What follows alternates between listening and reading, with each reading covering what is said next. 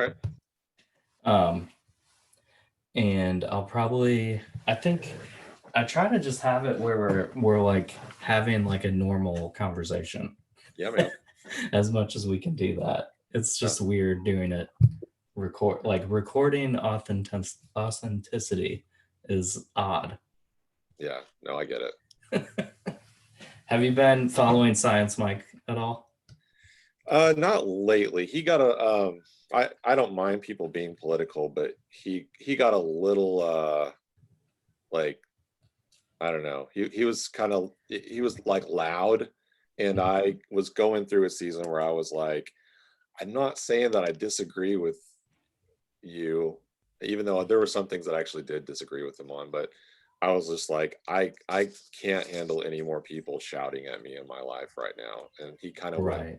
a little bit of a period where he kind of was. And so I was like, well, if I said I'm going to get rid of some things that are toxic and I'm going to do it to one side, I'm going to have to do it to the other. So I just kind of removed him a little bit. He's still, um, I still read his stuff and his Instagram stuff and other things. Mhm. But yeah, I've not read his. Yeah, I agree with you. He did.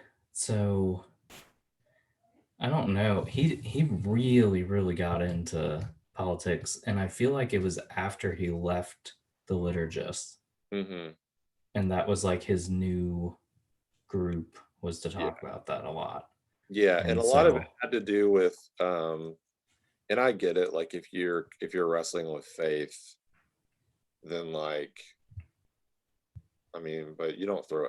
I don't think you throw everything out the window. I mean, some of those things are attached with Christianity, and that's your problem. Like that's the problem. Do you know what I'm saying? Like mhm, if you're having issues with faith and you know justice and women's issues and all this other kind of stuff and racial tensions, um if that bothers you, I think it should bother you in some ways, but it doesn't mean that you get to constantly change the gospel into whatever you want it to be. And I think part of it is like you have to live in that tension.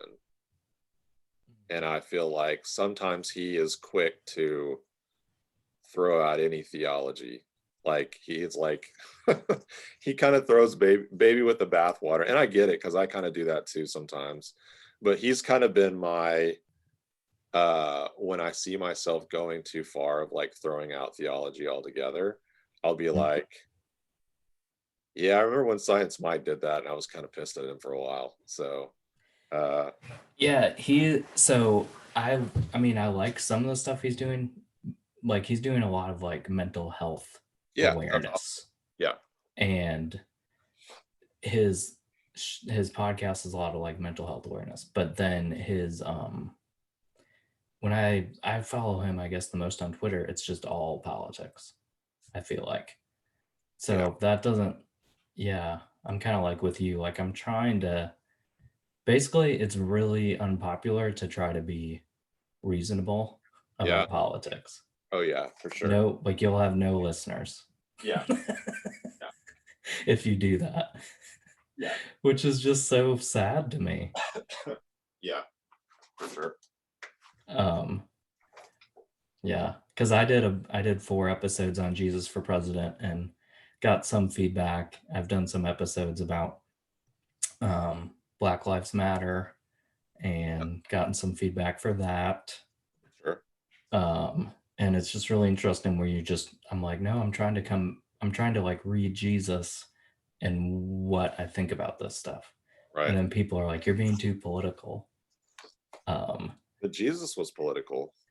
I think so. Like my whole thing is like if he was writing a platform for his political scheme of Hmm. how he was going to win election, it probably wouldn't win an election in America, but it would be all about promoting the poor and oppressed. Oh yeah.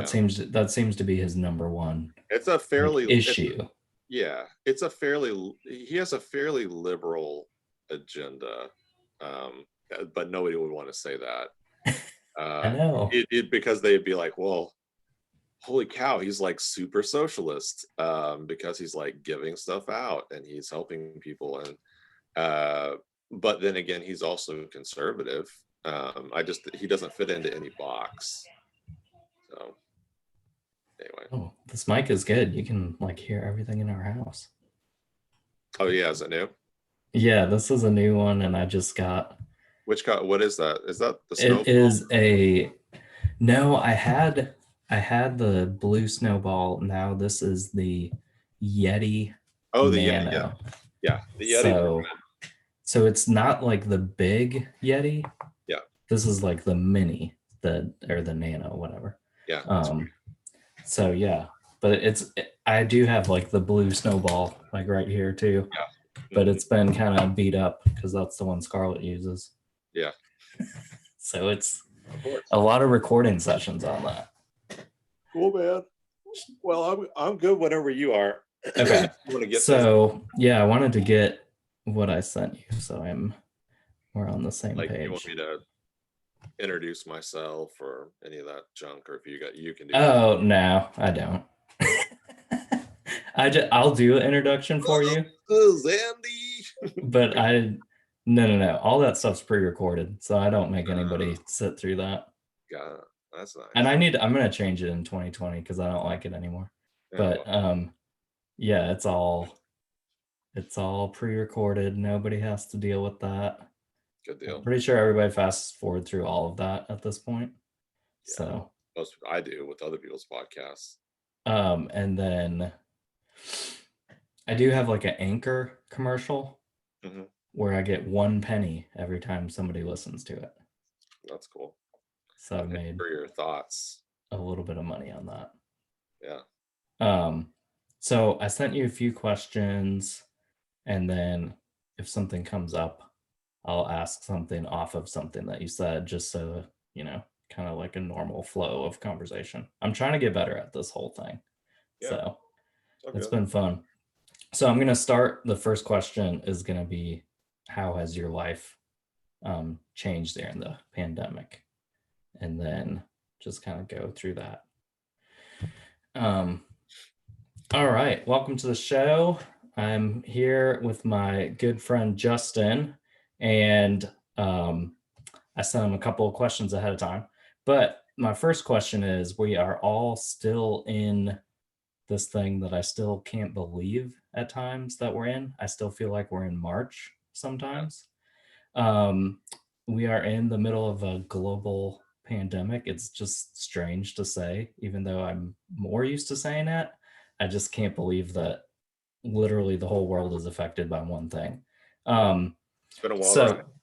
yeah. So how has your life changed during the pandemic, and what has maybe changed for, since March? Now we're in December, a few days away from Christmas. It's crazy. So what has life been like for you and your family, your work, all of the above? Church? Yeah, so I am a communications pastor or director for a church here in Memphis, Tennessee. And so um, if you're involved in any type of communication field over the last year, people have come running to you with problems or with questions, because at least a lot of people in churches have been used to communicating face to face. And so now they have to use technology. I think I've had some people say for the first time, I understand a little bit better about what you do because I see it. It's more visible, maybe than they had previously kind of seen in the past. And so um, yeah, it's been a little crazy. We were already doing live stream services and stuff like that. We've been doing that for several years, but we ended up going to a pre-recorded situation because we didn't feel like we wanted people in the building, even if it was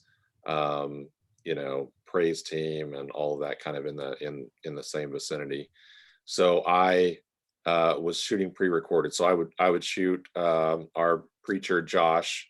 We'd have like a 3 camera setup with mics and all that stuff, and we would shoot his separate. Then we would do a worship set. So we would have like probably 5 people socially distanced, and we'd have about 3 or 4 cameras set up, and then we would have to, I say we, it's mostly me, um, edit all of that together and put lyrics and stuff at the bottom of it. So I was doing kind of the live production for, or what looked to be a live production, but it was all post. And so that took a lot of effort and a lot of energy. That was probably at minimum 40 plus hours a week to crank that out. Did you And start doing that in March? yeah, we started doing that in April. So in Okay. March, we kept on with what we were doing, but we just beefed up our live feed a little bit. And then we thought we could do a little bit of a better job. So we did all pre-recorded. So we did pre-recorded from April until probably like June something, June or July.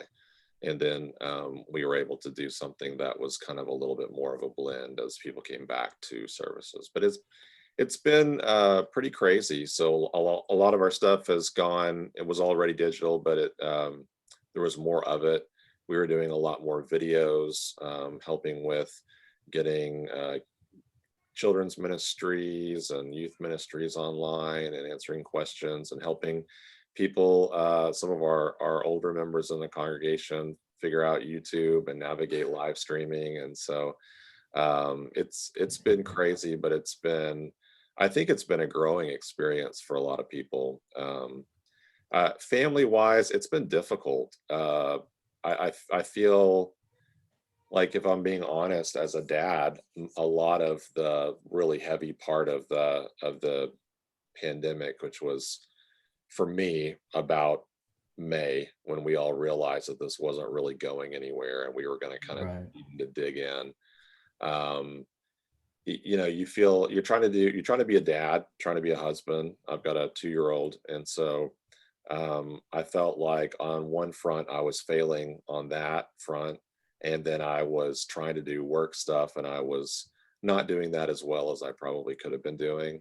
And so I was wrestling a lot with um, either being a good dad or a good minister. And so, but I think as time has gone on, I've been able to put better boundaries and stuff in place, and so it's been better for our family.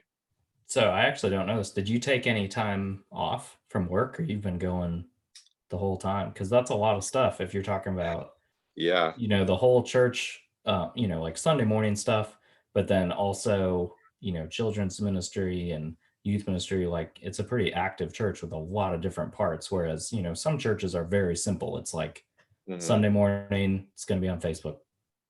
That's it. You have way more stuff. So have you taken any break from work? I took like a week or part of a week off in the summer, and then I've taken a few days here and there. We've had a lot of crazy stuff going on recently, and buying and selling a house, and so that's been part of it.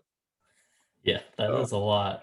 but yeah, so it was, and I'll be clear, the youth and the children's ministries, they were up and running quick. I think it was just you know, trying to help troubleshoot, but they were able to run with it. We've got a pretty young staff,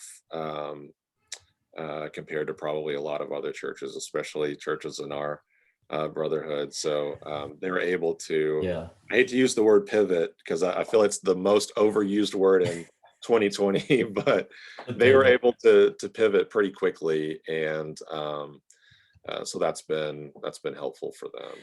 Well, so you've touched on it a little bit, but so where we both grew up was within the Church of Christ circles. This is mostly like Church of Christ listeners ish, kind of, maybe. I'm not sure exactly. Sure. They should have that like on Spotify, like male, female, denomination, where you live. But so what have you kept up with, like, other, like, maybe, like, I've kept up a little bit more with my church where I grew up in Wisconsin to see, like, hey, what are they doing during this time? Have you, I've kind of sat in on like 3 4 different church services on a Sunday. Is there anything like that for you where you're I'm, looking at other churches? I'm constantly retooling. So I'm always watching broadcasts, especially within our movement. I try to see um, who are the ones that are doing it well, and what are some of the ways that we could tweak our services, our broadcasts, our um, Instagram game, whatever it ends up being out there. I'm a part of a cohort of um, communication church specialists from around the U.S., and so I'm always listening on what they have to say. Most of those that have anything that I would say would be helpful are outside of our movement. I Yeah, would I say believe that. by and large, if you were to lump us all in one group, I'd say we're usually about 15 years behind, Yeah. like technologically. Yeah. So, That uh, sounds about right. but it's been good. We actually saw a huge bump in services the first few weeks, and I think it was a combination of a lot of people that aren't Christians just kind of looking for answers in the middle of a pandemic, which I thought was really fascinating. Hmm. Um, and the other thing was, um, uh, man, I lost my train of thought. So more people were checking out Oh, church. yeah, and the sorry, that's right, and the fact that there were several, there were lots of churches of Christ in particular that didn't have any live stream. Right. Like those first few weeks, they didn't even have like Facebook, like anything. Mm, right. So we had a lot of people tune in, and then all of a sudden we went from having, I'd say, probably a few hundred people per Sunday watching on a regular basis to like 15,000. Mm, So like our numbers jumped, and then wow. of course everything sort of dipped down a little bit as everybody started watching their own stuff. But Mm, for several weeks, I think it was just a combination of people being interested and trying to find out answers, and then a lot of Church of Christ circles that weren't up in technology that were starting to try to find something of edification. So so for you, like going back to like the dad husband side of the pandemic, what has that experience been like? Like, are you guys at, I mean, for us, we're at home a mhm. lot more. Um, so how was the kind of, did you guys have a stay at home order and stuff like that in Tennessee? we uh We did for a while. I feel like our numbers are actually worse than when we were actually quarantined, which Yeah. is kind of wild. But um, yeah, we stayed at home a lot more. Of course, during the summer, Charlie's my wife is a teacher, and so she is, she's at home during the summer with Rosalind, and so we were at home a lot anyway. And then they were able to transition into going back to school. So Charlie now is doing online again. They were in person and they came back to doing online again. And then Rosalind's been able to go. Her childcare situation has been pretty great. But we've all been at home and around each other a lot more. Um, Trying to work, and it's really difficult. Like it's constant distraction, and I mean I was staying up all night to finish videos so that I could send them out for broadcasting for people that were needing that. And so I had to back off a little bit. I had to create some better boundaries, and you know I was seeing the effect of that on my wife and on my kid. So that has actually probably it was bad for a while during the height of the pandemic, or at least the height of the chaos of the pandemic.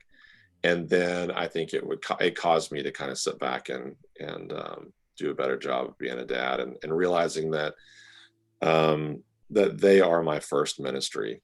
This isn't my first ministry, as much as Right. I love it. Well, Yeah. I was thinking about this. So I knew we were going to be talking to you today. That I want to say it was maybe my first or second day in Memphis. I went to the Soma campus ministry, which was meeting at White Station Church of Christ. Church of Christ at White Station. The little chapel there, Yeah. and I was there, and I got a ride with somebody, and like literally at that point in my life, like I was so like isolated and new. I was like talking to everyone. Like I talked to a bunch of people that night Hmm. just to try to get to know people. And you were probably like maybe Rusty Woods and you like the first two people that like I feel like I had like a conversation with Yeah. that was meaningful. I have no idea what we said, but just like a meaningful conversation and made me feel like, okay, like I can do this. I can live in a new city where I pretty much know zero people. Right. Um, so I was thinking about that moment and like where our friendship has gone and everything, and how often we have connected with the idea of like my whole podcast format of winter faith, like times when you're just like questioning faith. And a Hmm. lot of times we compare each other's stories where we're like, my faith, wow, this person has gone through that. This person has gone through this, and I've only dealt with this. Fill in the blank. We always compare each other for um, like who's had the harder faith or who has the better testimony. Like just these weird things we've done with our stories in church culture. Yeah. So I was just curious if you would maybe share one or two like moments or maybe a whole season of a period of like winter faith for you. And I know things that you've gone through, but I want you to just say whatever Sure. you want to say. Yeah, I've had several. I think I probably just need to say that I've always wrestled with faith. That's been a constant struggle ever since I was a really a child. So that's not, it wasn't something like somehow came magically on me in adolescence. Like I had serious questions, and some of my first memories of faith were questions. I have existed, at least from my junior high, on a steady diet of apologetics, and I constantly had questions. I think one of my first questions I remember as a kid was, why would God create a tree in the Garden of Eden if He knew that man was going to sin?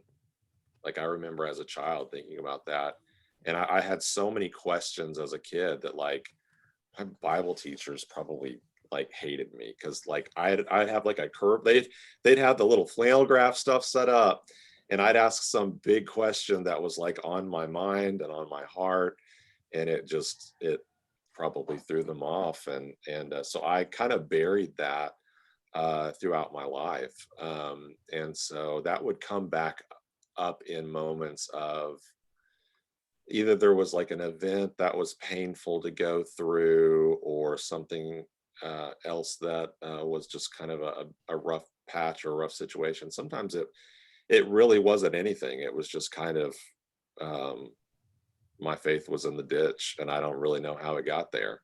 I think that was almost more of the regular thing than anything else.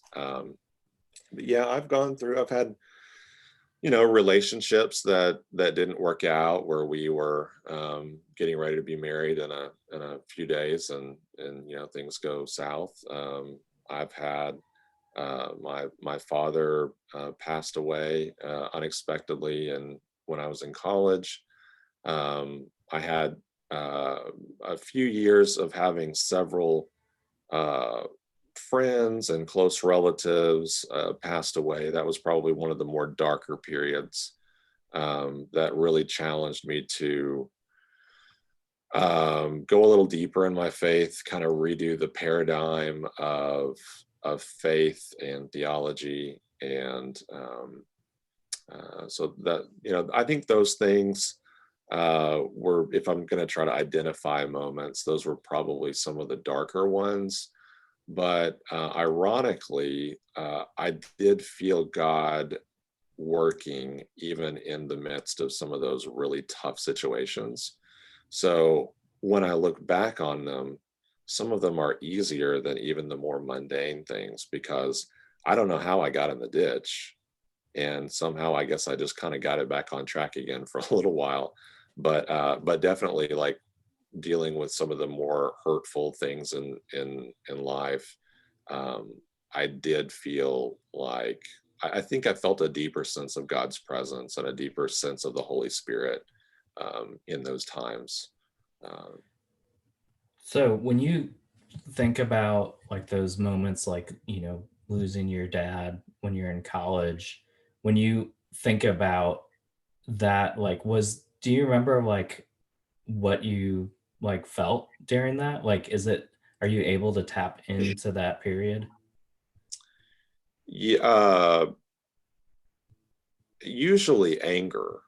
I got real angry. And not wanting anybody to be near me or talk to me. So Yeah. um, I have to process. I'm a 5 on the Enneagram. I constantly am trying to put new knowledge in my head. I understand the world more through information, not by feelings. And so I kind of have to get my brain there by myself. So I remember I was in um, I was getting Chick-fil-A in the student center, and Uh, I had a friend from church that said, "Hey, can you follow me?" And he took me upstairs to where the room was that I used to have to go to when I skipped too much chapel, and I was like, "Ah, I crap, know that room. they got me."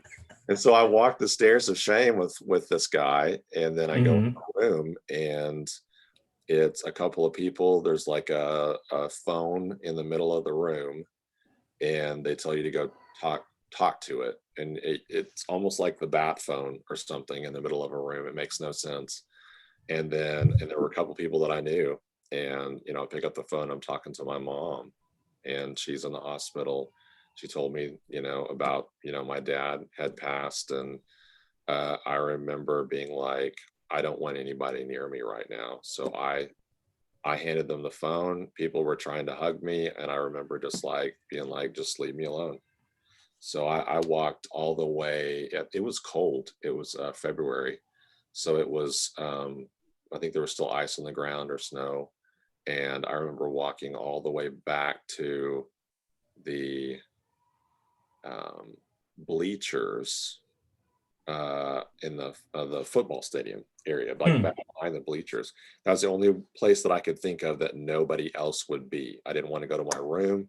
I didn't want to be around other people. I didn't want to talk to Right. my family. And I remember just like uh, punching the bleachers until my hands bled. And Jeez. uh, Yeah. so in that moment, I think I usually go to anger, and then I have to stop, and then I have to process, because I've never been that great with feelings. So I like, when I feel them intensely, I don't deal with them well. Um, and so that's kind of that's what I've tried to be better at over time, and trying to learn how to deal with that in a better way. But yeah, in those intense grief moments, I think anger is usually where I start, and then I am able to I have to I have to wrap my brain around it, and then my emotions will follow. But that's kind of the way I Do do. you, so you are angry, I mean, whatever you're feeling Sure. is completely appropriate in that moment. Mhm. I mean, are you, like you've mentioned, like your faith being in a ditch, is that like, what does that mean? What does that mean for you? Like faith is in a ditch. um where it doesn't it doesn't seem real, like it seems imaginary, uh where I'm always questioning But if I'm on that constant diet of apologetics, or I have to almost kind of like give myself a shot on a regular basis to keep up kind of my faith. It's always been that way.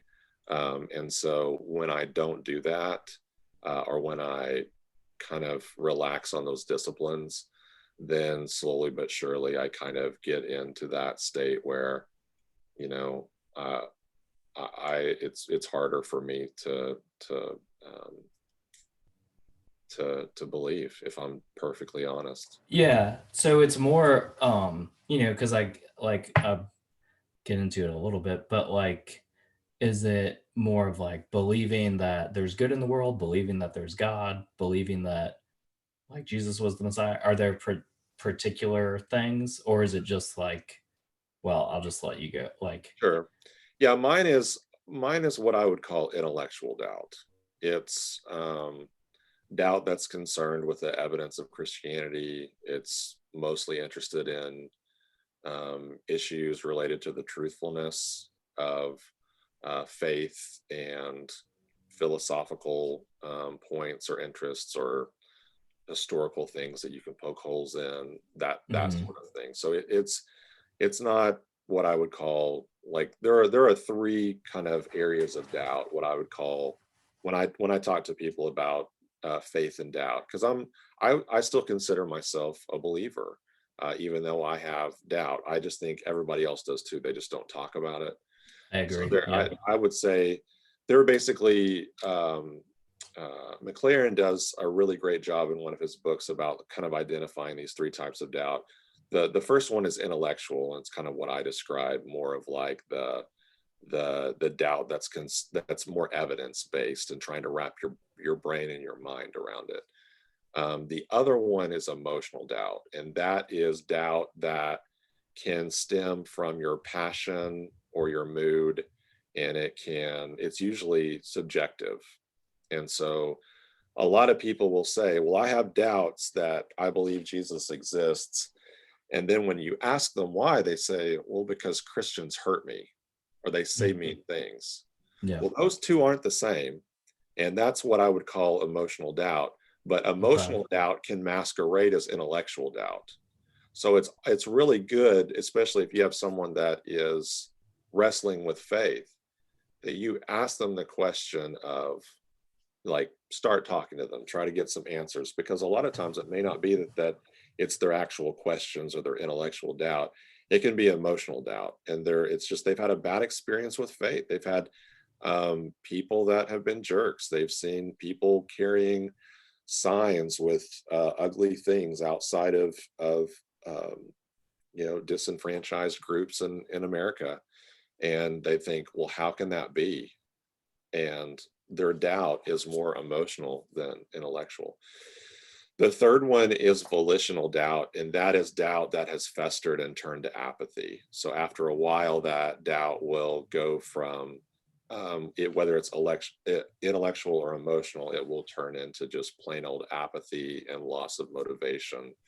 And it's basically where people are kind of unwilling to go back and pursue faith. They throw the baby out with the bathwater, and that's definitely not where I am.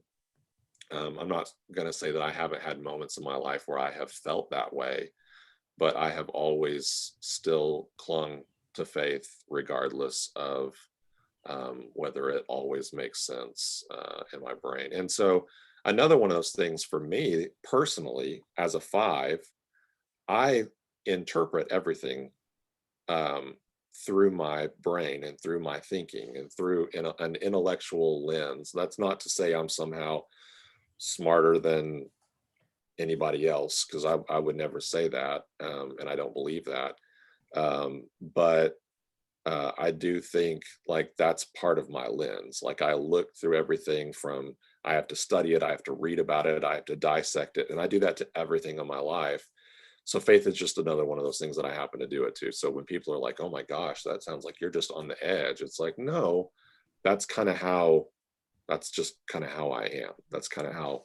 That's kind of how People my head works. people say you're on. Say On, that on again. on the edge of faith, like somehow I that sounds crazy. And I'm like, it's probably not much crazier than anything that you experience. I just think that a lot of times we're not honest. Um, Yeah, because I would say, I've never really had moments where I was like, I've ever doubted like your character or what you would do or how you treat people or like your discipline or faithfulness maybe is a more church word. You're very, faithful towards church and people, which I feel, so it's, yeah, the intellectual stuff. I like how you broke that down. That makes a lot of sense. I think so many people, like, I definitely think I went through periods of like apathy, yeah, and mine has been much more of like the emotional. So I guess when I think about, yeah, the intellectual stuff like doesn't bother me. Like I studied kind of the text yeah, and read some authors that are like, oh, there's problems with Luke's sense of direction when he wrote this, and I'm like, that's fine. I get lost all the time. Like it's, but the emotional stuff always, yeah. I feel like people go towards that a lot more. Hmm.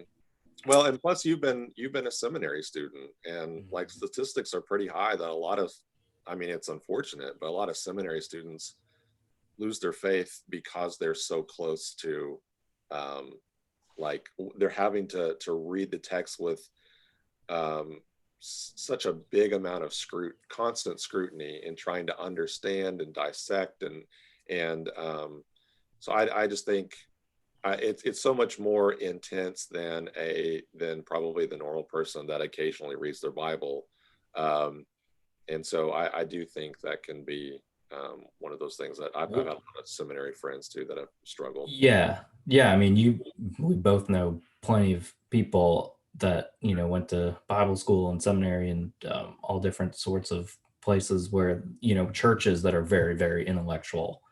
Sure. And so, like, I remember talking to a friend who was going through a huge crisis because our teacher said that he didn't think Moses wrote Leviticus, and this was just a huge thing. And I don't make light of that at all. Like, it was a huge thing for him and where he grew up and how he was raised, that was a big thing. Like, that questioned everything. Yeah. Um, so, yeah, it's just really interesting people's faith journeys and like what do you feel like you've learned about um I think it's related to this, but just the idea of like how to deal with grief or how to deal with overcoming whatever you're feeling in terms of faith, but just in other ways in your life too. Sure. Well, I when my dad passed away, I had a professor, and he basically said, just take the rest of the semester off, and I want you to read a few books. I want you to constantly journal, and I want you to kind of write about your experience. And so I did that. It was very helpful. I don't always do that, but in that season of my life, it was really helpful for me to read and study. And really, as a five, that I can't think of a better thing that would have helped me grieve. It wouldn't have been to sit at home and watch Lifetime movies. It would have been to dive deeper and write about it. And that's exactly what I was able to do. Reorganizing, kind of, I mentioned this before, but kind of reorganizing my paradigm, my theological paradigm was very important. When you say something like, you know, uh, Like everything everything happens for a reason. everything happens for a reason. Yeah. Everything happens for a Right. reason. Then if we're gonna carry that out to the nth degree, then God killed my dad, and On and purpose. on Yeah. purpose, purposely. Right. And so once you finally kind of go down the rabbit hole, you're like, oh, okay, well, if I'm still going to believe in God, and I believe God to be a good God, then there must be something more.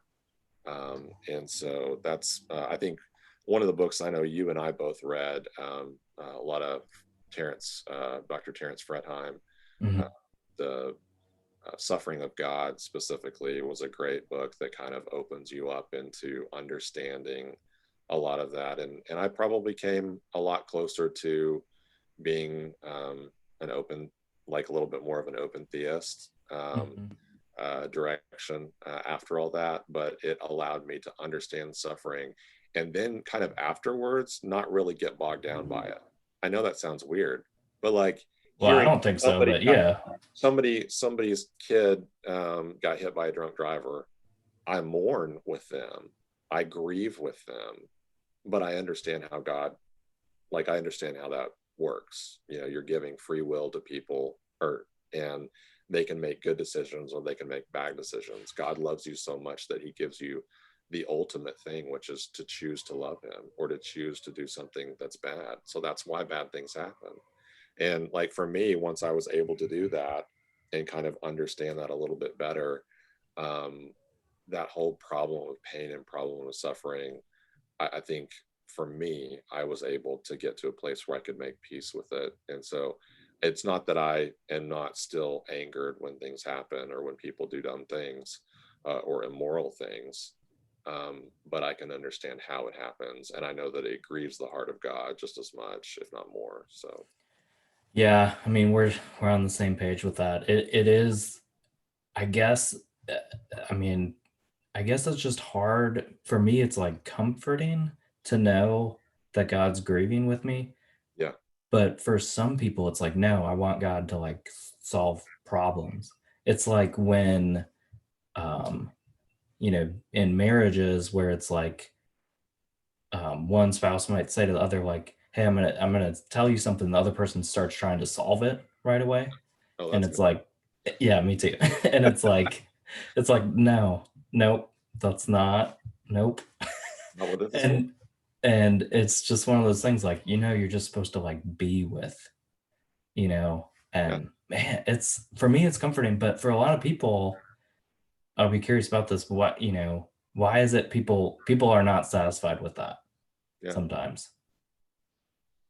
Yeah. I mean, I can be one of those people. So Sure. I, Yeah. I can question so much that it's hard for me to kind of just be. So, or try to find a way to get better. Like I want to get better. Like that's my goal is to get better. Yeah. And so I do that by asking questions and have you tried this and have you done that? And Right. it's not always what people need. So Yeah. I know. It is. I mean, do you for your, being a dad now too, I know you're a couple of years in. I mean, my path has been a little different, but as far as the um, I'm basically 2 years in as well. So we're kind of like right at the same timeline as that role. I mean, has that caused you to think about, like, how do I pass on this faith? I just did an episode with my wife, like winter faith at home. Like, how can I tell my kid to question things? You know, I'm yeah. curious how often you think about that. I think about it quite a bit, Well, but I see her um kind of doing similar things to me, or as I did when I was that age. So it is a little scary because I think I've not figured it out yet, and I'm yeah, like in my late 30s, and I've not figured that out yet. And so I want to try to help her uh, not just spend your entire life asking questions, but I do want her to be curious. I think she is naturally curious. As a dad, I think, I mean, just having a lot of boundaries, allowing her to explore nature and wonder and some of those really mhm, basic things, and not just tell her what to think. Not that my family ever did that to me. They didn't just tell me all the time what to think. Um, mhm. but, being able to explore and have your own questions and ask her what she thinks and what she feels. Um, I mean, that's probably the best I could do for now, because Mhm. I think I still struggle with the. I'm seeing her struggle with some of the same things that I struggle with, and so I hope that she'll be better at it than I am. Well, I mean, but it seems like you're family did pretty well as far as like allowing you to question things. Yeah, yeah, they did, for sure. And I think that there were probably some times where they might have put down their foot, but they realized real quick that that was not going to work with me at all. It's just going to make me dig in deeper. Um, I do notice that that happens a lot in church now, though, that you're not able to ask questions. I think we're getting a tiny bit better about it, but you know, most circles you can't talk about. I mean, it's so taboo to even talk about faith or doubt or anything like that. In fact, I remember, so I was a kid. I ended up going to a lectureship at Harding, and each lectureship,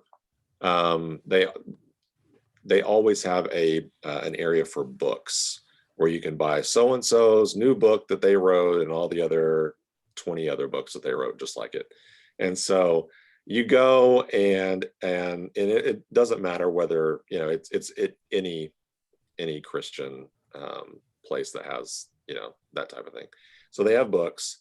And I remember thinking, because it's all mostly Church of Christ authors, and I remember seeing a book, and I have it right here, so I'm going to show you.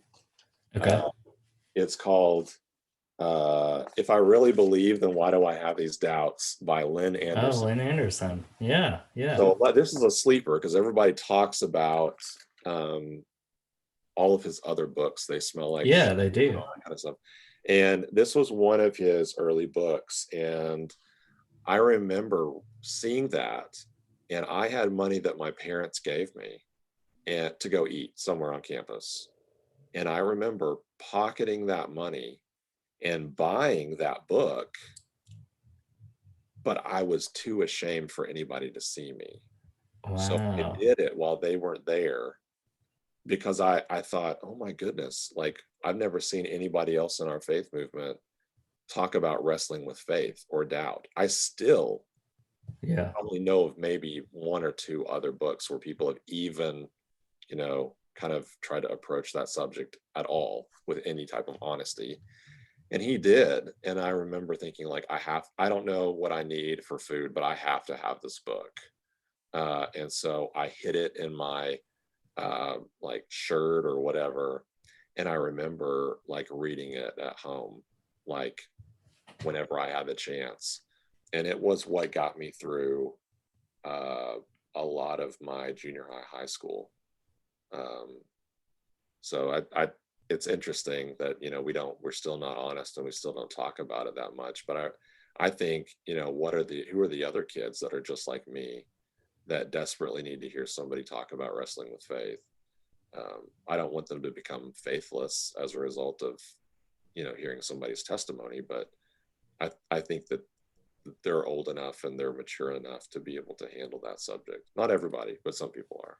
Yeah, absolutely. Yeah, I mean, I've heard you speak at, at Sycamore View at least one or two times about faith and doubt.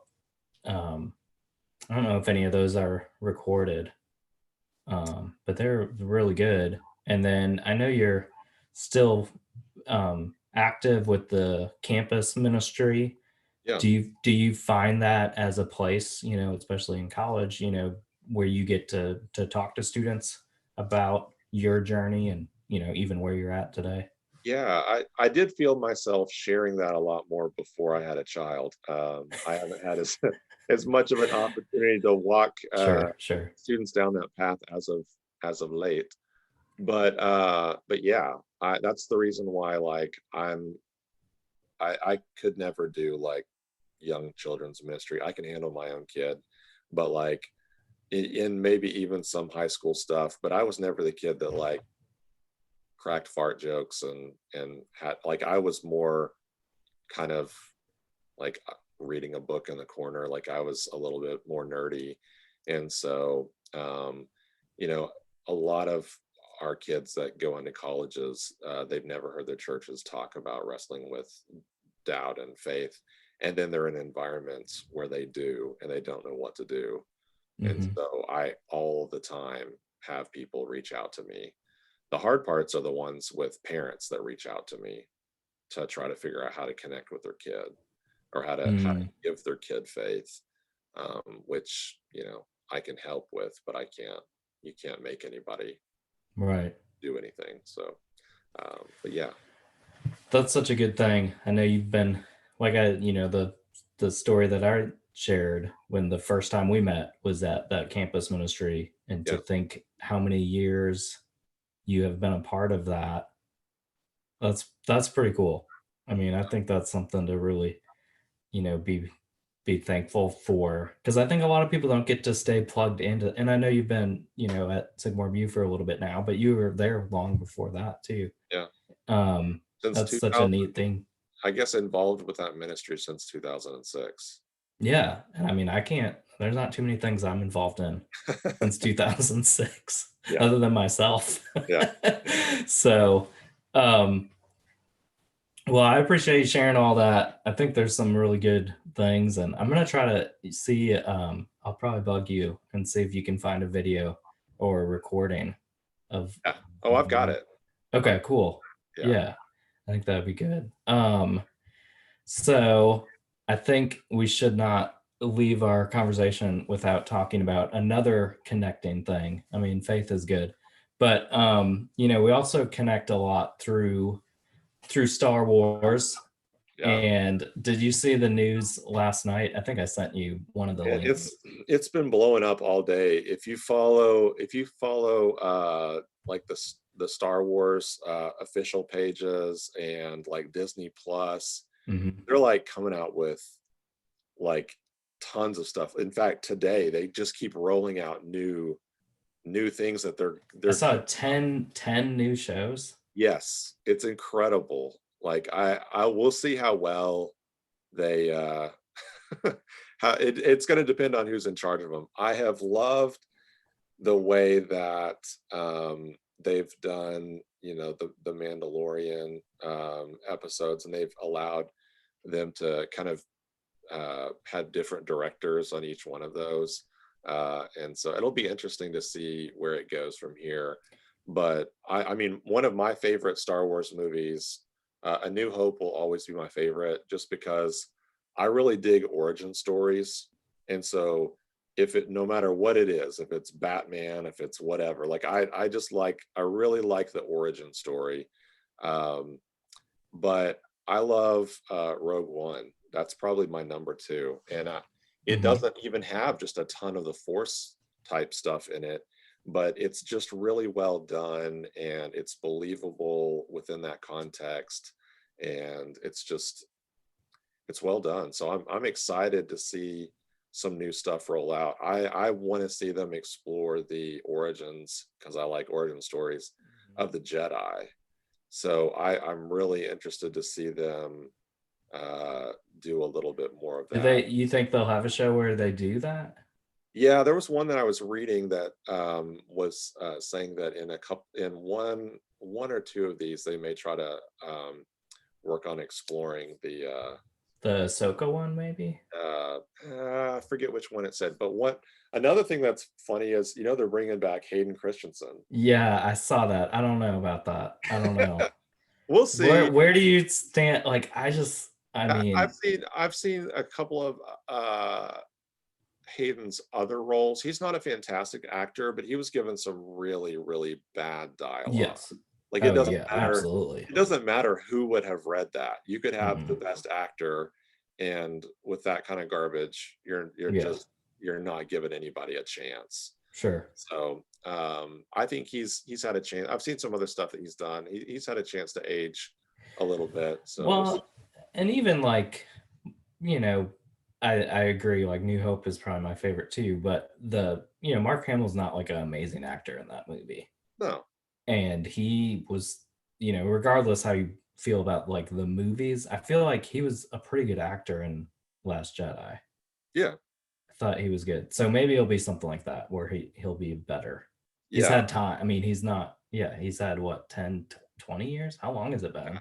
It's been 20 years, right? yeah, it's kind of wild. I think that came out in like '97 or something. So, Yeah. Yo, yeah, yeah. and then you have like a Lando show, and man, we can't. I don't even know all of them. But Yeah, it's gonna so be. you're feeling positive, negative. Yeah, we'll see. I am not a huge fan of Kathleen Kennedy taking the reins. I think that we'll just see where it goes. But I'm Yeah, excited. If I would love to see Filoni and I'm blanking out. Uh, Favreau.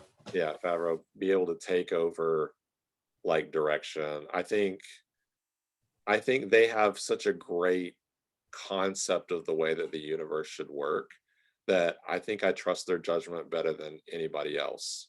Yeah. I even if they were steering the ship and they were kind of trying to keep everything together and they were allowing other people to direct, like I would still be okay with that. I Mm, just think that they have the best creative direction. They'll produce the best results of anybody else that I can think of currently in the driver's seat. So yeah. Well, that's cool. Yeah, I was pretty positive. I was pretty happy. Like I've not been as negative, but I've really enjoyed The Mandalorian a lot. hey, I got a It's question for it's you. so yeah, absolutely. Did you or did you not like Solo? I thought it was okay. Okay. I didn't think it was I feel like it's one of those movies I want to like it, so I, like, convince myself that, "Oh, Uh-huh. yeah, it's actually pretty good," but Yeah. then, eh, it's okay. Yeah. It's a very okay movie, Yeah. but I want myself to like it just because I like it, you Yeah. know? So, I mean, I think if you were to chop up Solo and you had put it into a TV series like over 3 or 4 yes, it would've series, been great. people would have because I think like if you watched the whole thing of Mandalorian and you came to the end of a series, no matter what series you chose, I think people would be underwhelmed by it if it were a movie. I think a lot of it has to do with Yep. like the content. Because I think if someone had taken Solo, because they were like, I was like, did you like Mandalorian? I asked a friend this the other day. They're like, yeah, man, I love it. And I was like, but Yeah. you hate Solo. And they're like, yeah, man, it was trash. And I said, really, I think like Solo has some really great elements and some really good backstory that if you and really better action than Mandalorian, that if you were able to chop it up into smaller Like segments, 6 episodes or people would be something. like, oh my gosh, I can't wait to know what What happens. happens well, and the other thing about I it might be Solo might be the best. I mean, Rogue One's very sharp looking too, but I mean, the all the new ones are, Yeah, but Solo is pretty phenomenal to look at. yeah, yeah, So, and that's the other thing I think I like about Mandalorian is like just the how everything looks is, yeah. I mean, I think it it's was amazing. I think it was timing too. People were just Yes, it was. fed up with a new Star Wars movie all the time. And that is honestly that kind of bleed over is what I do worry about a little bit with that. So Sure.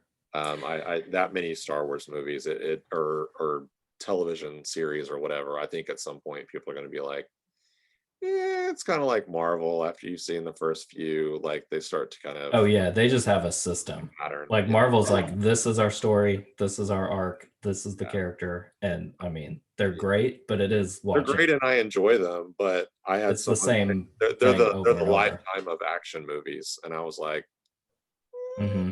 yeah, I could see that. So Yeah, and I don't know how much you've watched of um like Rebels and the new Clone Wars. If you've some of watched any of that, yeah, some of it, but I've not watched all of it. man, I haven't really enjoyed all those. I've had Yeah, way more free time, I yeah, guess. I'm really excited where they're gonna take the Ahsoka, and I love oh shoot, what's her name? The actress. She's incredible. So Yeah. I was super pumped when I saw her uh uh in The Mandalorian because I just thought, man, this is going to be a character that I want to know more about, and like I love her backstory just from some of what I've watched there. So So Hmm. Yeah, and it's weird, just I think this is like a appropriate way of maybe not where your mind goes, but where my mind goes when I see any sort of Star Wars announcement mhm. is I think of our friend Clint like right away. And like Yeah, I wonder what Clint would think. yeah. And it's just such a like gut wrenching, like a really close friend Mhm. that I worked with for a long time, and talking about a person that wrestled with his faith pretty Yeah, openly and grew up in rural Tennessee and like loved Bob Marley and rap music and yeah, like just I don't know. I think I continue to think like what would Clint say about this movie? So yeah, that's just it's a fun thing, it's a sad thing, it's all of the above. yeah, Um but yeah, I know that was yeah. another cool thing that we've always connected with. So That and Seinfeld and Jim Gaffigan. yeah, we do have a lot of things. Yeah, you were asking, like, what makes me laugh, and I Oh yeah, that still is a really good the question. the We'll same thing close with that. are, um, I still think the occasional Jim Gaffigan, uh, like, He's when you're really down, you gotta have a hot pocket. he's I mean yeah, that's right. He has blown up. So the first time I ever heard of him was with Yeah, you. We watched it on DVD, yeah, King Baby, King Bang. and he is blown up. Yeah, he was just doing little shorts and internet stuff and little videos, and then he took off, and he's funny, man. He's so funny. He's very good. Most of his stuff is fairly clean. It's gotten not as much. I've watched a few lately that aren't as clean as they have been I in the past. haven't But kept up with I yeah, don't he's think I've he's seen all probably of his I specials. believe he's a practicing Catholic. Yeah, he is. Because Uh, he like performed for the Pope is one of his oh wow, bits, and I think it's true. And that's then he was on Comedians in Cars, so I yeah, watched him on that. But I mean, he's had like I feel like 3 or 4 like Netflix and Amazon specials. yeah, yeah. It's like, You want to talk yeah, about being a dad and wrestling with stuff? He's got like I forgot how many kids. He's got like 5 or 6 kids, yeah, I think and 5 then or a 6. wife that had like forget with his brain cancer or something for a short amount of time, and Mhm. man, he's been through some stuff for sure. But If I you will say Jim Gaffigan helps me out of a rut on occasion. Still love Seinfeld. I'm thankful to God that my like I know this is tongue in cheek, but I am thankful to God for my wife. But Mhm, mhm. I'm thankful that she enjoys Seinfeld and doesn't just dismiss it because we both love it so much. And we actually were able Yeah. to go see Jerry Seinfeld at the Orpheum. It was our first real date after having a baby. And my mom watched Rosalind, and our first real official date as parents was going to watch Jerry Seinfeld. What okay, so you saw him like 2 years ago. Yeah, Okay, I saw him 4 years ago. yeah. So, and it was good. A lot of his Um, content was that new special that he had done. yeah, when I saw him too, yeah. I feel like people have surpassed him with what they've been able to do on the stage. Oh yeah, I think he's good, but I also feel like he is not like he doesn't make me think the way some of these other new like have you seen Three Mics with Neil Brennan? Brennan? uh, It's on Netflix and he was the writer for the Chappelle show with Dave. uh, That Netflix special is crazy. So it's 3 microphones. You've never heard about this? So one microphone is one-liners, one microphone is stand-up, and one microphone is like his emotional baggage. oh whoa, And it is incredible. wow, Like I was like blown away. Jonathan Cook was the one that told me about it, and I wow. was like blown away. Like I have goosebumps thinking about it because it was it. I mean, I was like, I want to do something like that. That's I'm really nowhere near as talented, but that's like pure emotion. it was unreal. That's wow. So, It's on um, Netflix. You said I'll have to check it yeah, out. it's on Netflix, and he has a podcast and stuff. And I mean, yeah, I I'm feel like there's getting royalties now for just us mentioning that.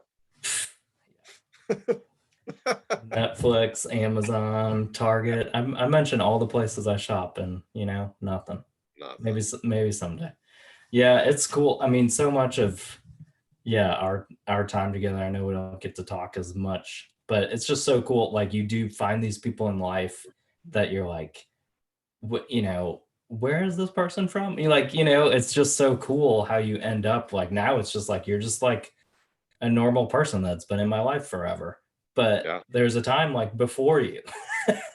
It's just so crazy because they become so much of Yeah. like who you are. Like when you really have like a strong faith community, like you just have so much um like growth and life experience. Like I did a Zoom call with like Gavin and Lance Hawley and a couple of people, and it's like we haven't seen these people in years, but you're just amazed. Like all the like I feel like I have all these friends doing amazing things, and Yeah. like I try to just shed light on some of that stuff because it's good for me. Yeah. I get a lot out of it. So That's awesome. yeah, so cool, man. Well, what do you got going the rest of the day? We're in the middle of trying to sell a house.